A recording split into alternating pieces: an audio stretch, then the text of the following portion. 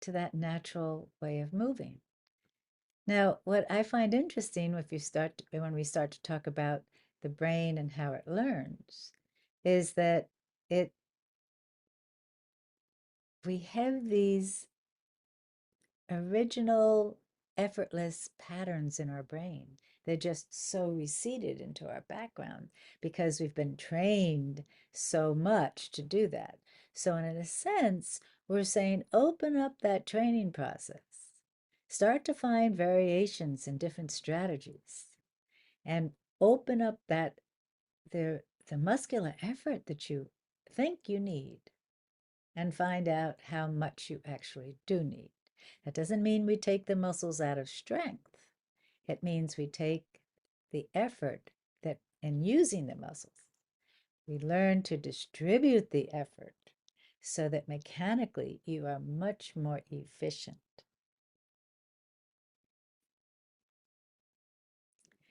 One of the supports I found was this in a game of golf, in a game of tennis. And in a game of tennis, Galway suggests that awareness, which is the big concept here, awareness is like a light bulb inside of you. I don't know if he says inside of you, but I say inside of you because I want you to start to see the connections of one part to another and how we can evenly distribute and what is blocking it. What are some of the old patterns? So when we talk about old patterns, we're not just talking about golf patterns. We're talking about how we sit, how we walk, how we learned in the first place. And that's also something that's interesting in the fact that ultimately this man Feldenkrais that I studied with, his whole idea was that we were great learners in those first few years of our lives. We were exploring, we were discovering, we kept learning, learning, learning, learning. And then we found a way to do it and we stayed with it. We stopped that process of curiosity and learning and developing and we stayed with a pattern with whatever we were doing. You know, baseball players find it hard to play golf sometimes, right?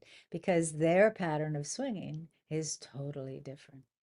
So they really have to learn a new skill. So, how do you do that? Well, our solutions are four basic steps, mind shifts, if you would. And the first is to refine your balance. And you go, oh, balance, I have balance. That's not a problem. But if you look at it and to refine your balance, and you start to think, oh, toddlers initially balance through their skeleton. They don't have the muscle power to hold themselves up. They learn it, but initially they are balancing through their skeleton and they figure out a way to shift their weight through their skeleton, through their pelvis, through their torso. And they figure out a way to hold their head up in balance, right? That's why they're called toddlers. And they fall down a lot. They make a lot of mistakes. But the nervous system's action is to, or main job is the way we look at it, is to maintain your balance. So if your brain sees you falling, it starts to grip a muscle or two or 10 or 100 to keep you up. So now that's part of a pattern that we've all established that's below the conscious level. But how much effort is being used to hold your balance?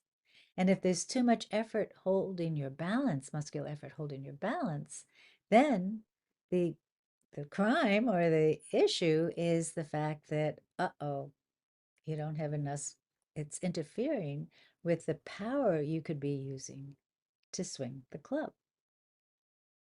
Not by using more effort, but by knowing how to, refining how to do it. So your skeleton is the support structure for refined balance and powerful action.